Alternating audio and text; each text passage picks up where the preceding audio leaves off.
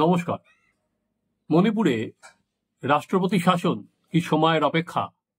প্রাক্তন স্বরাষ্ট্র সচিব অজয় ভাল্লাকে মণিপুরের রাজ্যপাল করার পর এই প্রশ্নটাই কিন্তু সামনে উঠে আসছে।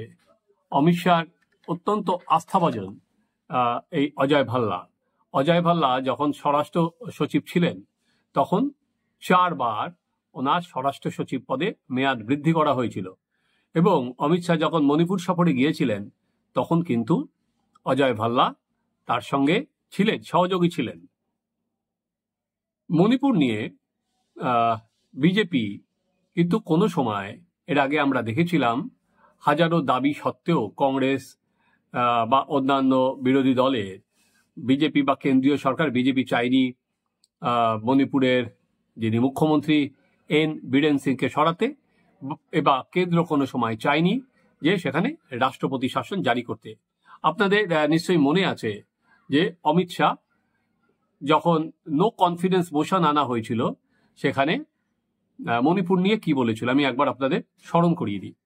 সেই সময় যখন 356 ধারা জারির কথা বলা হয়েছে তখন অমিত শাহ বলেছিলেন জবাব দিতে গিয়ে যে 356 আমরা কখন জারি করব, মণিপুরে কেন জারি করব? কারণ মণিপুরের মণিপুর যারা সরকারের মুখ্যমন্ত্রী আমাদের সঙ্গে কোঅপারেট করছেন। আমরা ওই যে মণিপুরের যে ঘটনা আপনাদের মনে আছে যে এই মহিলাদের নাকের করে উলঙ্গ করে ঘুরে বেড়ানোর যে ভিডিও সার্ফেস হয়েছিল, তারপর বলে এই ঘটনার পর আমরা ডিজিকে সরাতে চাইছিলাম, উনি সরিয়ে দিয়েছেন। আমরা চিফ সেক্রেটারিকে সরাতে চেয়েছিলাম, উনি রিমুভ করে দিয়েছেন। এবং ওনার সিকিউরিটি অ্যাডভাইজার হিসেবে আইপিএস কুলদীপ সিং, যিনি সিআরপিএফ এর ডিজি ছিলেন, তাকে নিয়োগ করা হয়েছে। অর্থাৎ অমিত শাহ যেটা বোঝাতে চেয়েছিলেন যে সেখানে কেন্দ্র যা যা সিদ্ধান্ত নিচ্ছে সেটা বীরেন সিং কোনোটা অন্যথা করেননি বা অমান্য করেননি, তাই তাকে সরানো কোনো মানে নেই, এইটা বলে কিন্তু উনি নাকচ করে দিয়েছিলেন অমিত শাহ সেই যাত্রায়। এবার পলিটিক্যালি আমরা যদি দেখি যে এরকম নয় যে বিজেপি মুখ্যমন্ত্রীদের চেঞ্জ করেনি। বিভিন্ন মুখ্যমন্ত্রীদের আমরা দেখেছিলাম বিজেপি কিন্তু ঠিক ভোটের আগে বা পছন্দ না হলে চেঞ্জ করে দেয়। সেটা আপনাদের মনে হতে বিজয় রূপানী হতে পারে, সেটা বিপ্লব কুমার দেব হতে পারে, সেটা কর্ণাটকে ইয়েদুরাপ্পা হতে পারে, সেটা উত্তরাখণ্ডে হতে পারে। এটা আমরা বারবার করে দেখেছি, কিন্তু সেই রিজনগুলো কিন্তু স্ট্রিক্টলি পলিটিক্যাল রিজন। সেই কারণেই কিন্তু বিজেপি তাদের সরিয়েছিল। কিন্তু কোনো সময় আর কি অ্যাডমিনিস্ট্রেটিভ ফেলিওর বা এই কারণে কিন্তু সরাসরি বিজেপি কাউকে সরায়নি। এবং নরেন্দ্র মোদী প্রধানমন্ত্রী হওয়ার পর কিন্তু একবারের জন্য কোথাও রাষ্ট্রপতি শাসন জারি করেননি। যতই আর কি বিরোধীরা নরেন্দ্র মোদী সম্পর্কে বলুক যে উনি গণতন্ত্র মানেন না, উনি গণতন্ত্রকে বুলডোজ করে দেন, কিন্তু বারবার করে বিরোধীরা দাবি তোলার পরেও কিন্তু মণিপুরে রাষ্ট্রপতি শাসন জারি করা হয়নি। তাহলে এবার কি সেই সময় এসে গেল অজয় ভাল্লাকে ওখানে রাজ্যপাল হিসেবে পাঠানোর পর? এর আগে আমরা কিছুদিন আগেও দেখেছিলাম যে মণিপুরে 19 জন এমএলএ কিন্তু পিএমওতে চিঠি দিয়েছিলেন যে যাতে বীরেন সিংকে মুখ্যমন্ত্রীর পদ থেকে সরিয়ে দেওয়া হয়। সেই চিঠির যে অংশটা লিক হয়েছিল আমরা আপনাদের একবার পড়ে দিই। At this juncture, the people of Manipur are raising question to us, in particular the BJP-led government, as to why peace and normalcy cannot be restored. এবং বীরেন সিং থাকতে যে পিস এবং নর্মালসি আসবে না সেটাই এমএলএরা বলেছিলেন। তারপরেও কিন্তু বীরেন সিংকে বিজেপি সরায়নি। দেখুন, গত 1.5 বছর ধরে জাতি দাঙ্গায় বলা যেতে পারে প্রচুর মানুষ মারা গেছে এবং প্রচুর মানুষ আজকে তাদের ক্যাম্পে দিন কাটাচ্ছেন। তারা বাড়িতে পর্যন্ত থাকতে পাচ্ছেন না, তাদের ক্যাম্পে তুলে আনা হয়েছে। তারপরেও কিন্তু গোলমাল মেটার কোনো বিরাম নেই। এরপরেও কুকি এবং মেইতেইদের মধ্যে গোলমাল লেগেই আছে। এবং ইন্টারেস্টিংলি যে বীরেন সিং এর বিরুদ্ধে বারবার করে অভিযোগ উঠছে তিনি মেইতেইদের পক্ষে কাজ করেছেন। এখন মণিপুরে 53% হচ্ছে মেইতেই, এবং এদের সিংহভাগ কিন্তু বীরেন সিং এর পাশেই আছেন। এবং বিজেপি ঠিক বুঝে উঠতে পারছে না যে যদি বীরেন সিংকে এই সময় সরানো হয় তাহলে ওখানে রাজনৈতিকভাবে বিজেপি ঠিক কি শেপ নেবে। তাই লোকসভা ভোটে 2টো আসন হারানোর পরও কিন্তু বীরেন সিংকে সেখান থেকে সরানো হয়নি, কারণ বুঝে উঠতে পারছে না। কারণ একমাত্র বীরেন সিং দল বদল করে আসার পর কিন্তু ওখানে মণিপুরে ক্ষমতা দখল করেছিল বিজেপি। এরপরও কিন্তু জল দ্রুত গড়াতে থাকে। আমরা দেখি যখনই পার্লামেন্টে কোনো সেশন শুরু হয় বা যখন নরেন্দ্র মোদী কোনো সময় বিদেশ যান, এই যে নরেন্দ্র মোদী 2 দিন আগে আমরা দেখলাম বিদেশে গেছেন, কুয়েতে গেছেন, সেখানেও কিন্তু কংগ্রেসে চিমটি কাটা চলছেই। তারা সরাসরি বলছেন উনি যেতে পাচ্ছেন না মণিপুর, উনি চলে যাচ্ছেন কুয়েত। সেখানে রাহুল গান্ধী গেছেন, একাধিক বিরোধী দলনেতা গেছেন, কিন্তু এখনো কেন যাননি সেই প্রশ্নটা কিন্তু বারবার করে উঠছে।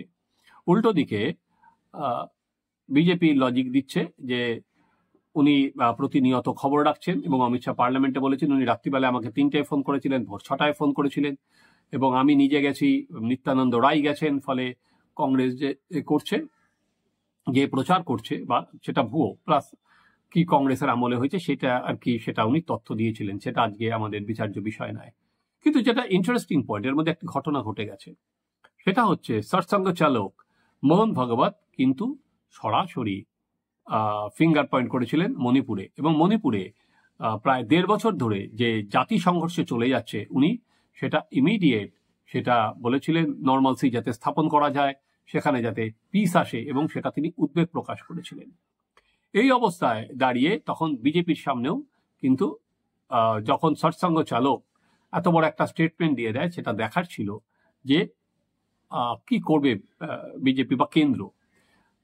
মোহন ভাগবত এই স্টেটমেন্ট দেওয়ার 2 থেকে 3 দিনের মধ্যে অমিত শাহ একটি হাই লেভেল মিটিং ডেকেছিল।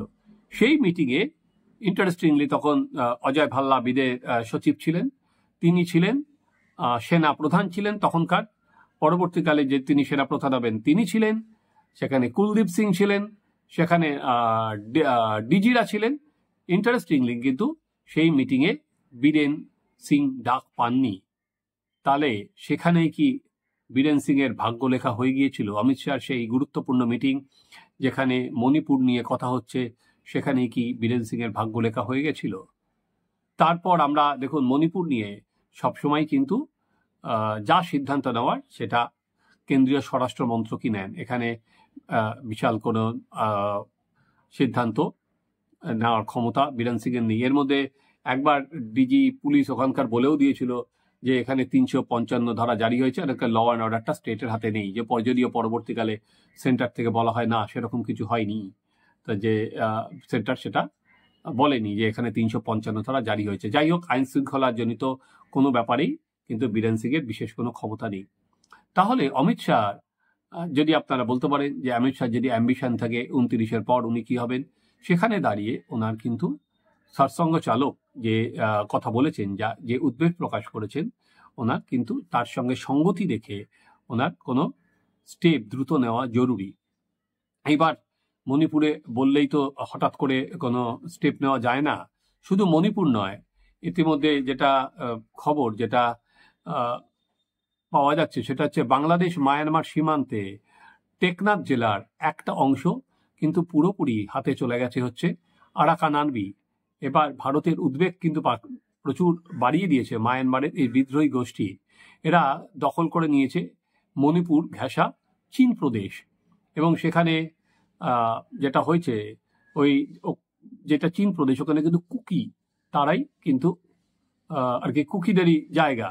তো ফলে যেই কুকি মেইতেইদের যে সংঘর্ষ, সেখানে আবার যদি অনুপ্রবেশ বেড়ে যায়, সেটা কিন্তু কেন্দ্রের কাছে প্রচুর মাথা ব্যথার কারণ। এর মধ্যে আমরা দেখেছি বীরেন শাহর বাড়ির কাছে আক্রমণ হয়েছে, তার আত্মীয় স্বজনের বাড়ির কাছে আক্রমণ হয়েছে, এখনো বিভিন্ন দেহ ভেসে আসছে, হঠাৎ করে পাওয়া যাচ্ছে। আমার এবার কিন্তু অমিত শাহ কি সেখানে পূর্ণ ছেদ টানতে চাইলেন অজয় ভাল্লাকে সামনে রেখে? মণিপুরে কি এক ধাপ এগিয়ে গেল? রাষ্ট্রপতি শাসনের দিকে। চলুন আমরা সেদিকেই নজর রাখি। আপনারা দেখতে থাকুন আমাদের চ্যানেল সাবস্ক্রাইব করুন, আপনাদের মতামত জানান।